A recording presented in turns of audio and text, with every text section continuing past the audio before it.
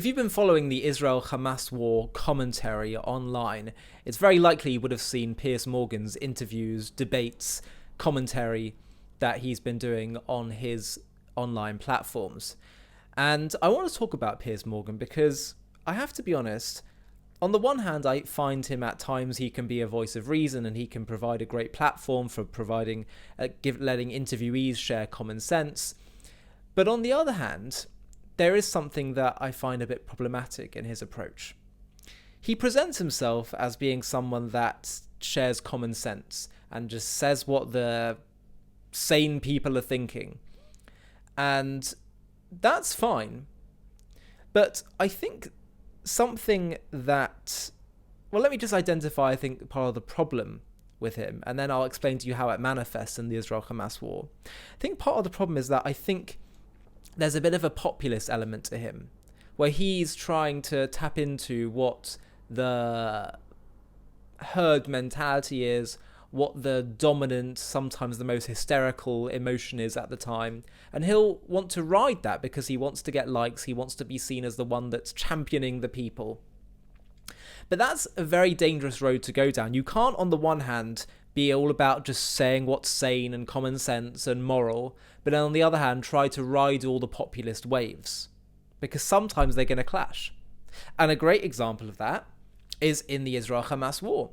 So he will say, because it's common sense and it's decent and it's moral, absolutely, Israel must defend itself. Israel must get rid of Hamas, all that stuff. But then there's this great wave of hysteria that goes against Israel, which he's going to want to ride. And so he'll say, yes, I believe Israel has the right to defend itself and to fight Hamas, but the way they're going about it it's too much. It's disproportionate. When is it going to be too many, Israel? It's getting too much. And sometimes he'll be really hyperbolic in his criticism.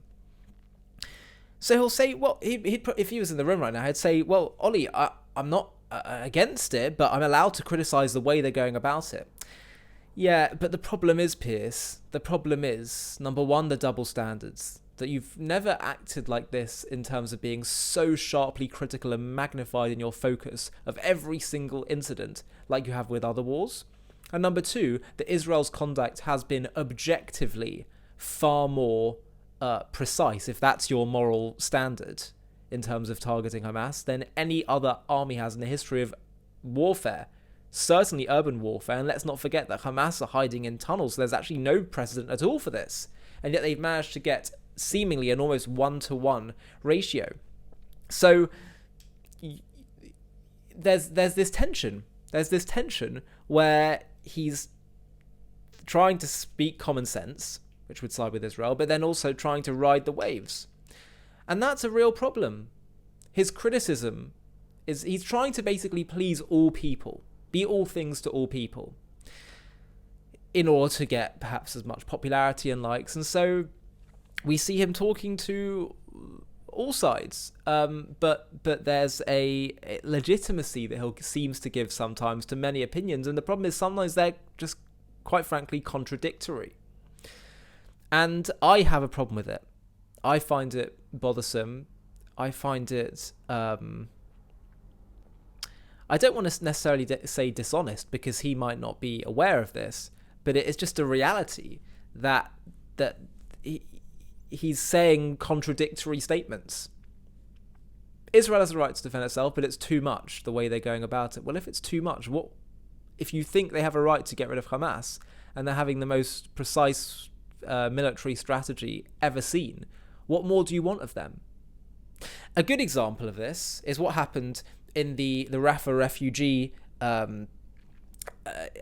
explosion that occurred on at the end of May. So he put, right, we saw some of the video content of the fire and the deaths that were occurring in the Rafah refugee camp, and he says the scenes from Rafah overnight are horrific. I've defended Israel's right to defend itself after October 7th, but slaughtering so many innocent people as they cower in a refugee camp is indefensible. Stop this now, Netanyahu. Perfect example. Perfect example. First of all,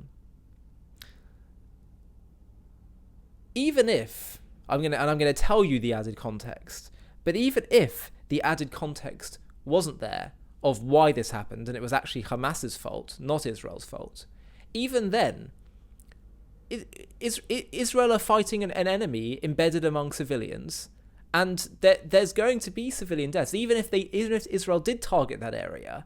If they're trying to fight Hamas, and Hamas embed themselves among civilians. So like, without knowing any context and with that understanding of the tragedy of war, it's just so jumping on the populist bandwagon to say this.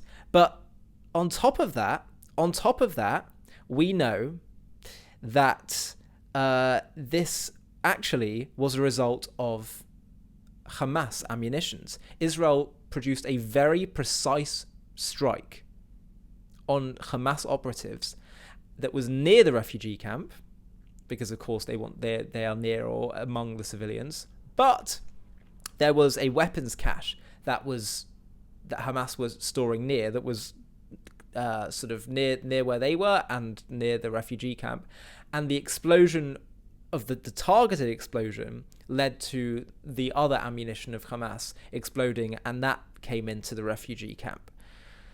So he didn't even know the context there at the time, and now that the context has come out, we've seen that this was actually the fault of Hamas.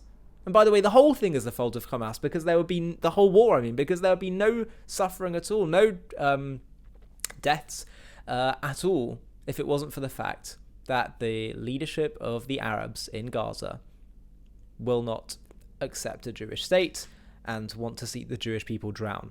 So much as I'm appreciative of Piers Morgan for at times defending Israel and speaking common sense and getting guests on that really do make a great case, he's got to decide what he really wants, who he really is.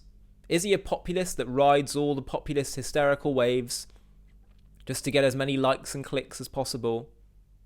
Or is he someone that genuinely wants to stand up for what is moral and right and true? It's his decision, but if he chooses the former, I, among I'm sure many others as well, see clearly what he is and what he's doing. I'm Ollie Annisfeld and you're watching JTV. Hi, thank you so much for watching. To watch another one, click here. To stay up to date with all our content, click here to subscribe. And if you're able to, you can help support JTV to grow and grow by clicking join below this video, where you can become a member and get perks including early access to videos and private live discussions with me. But most of all, you'll be partnering with us on our mission to change the world.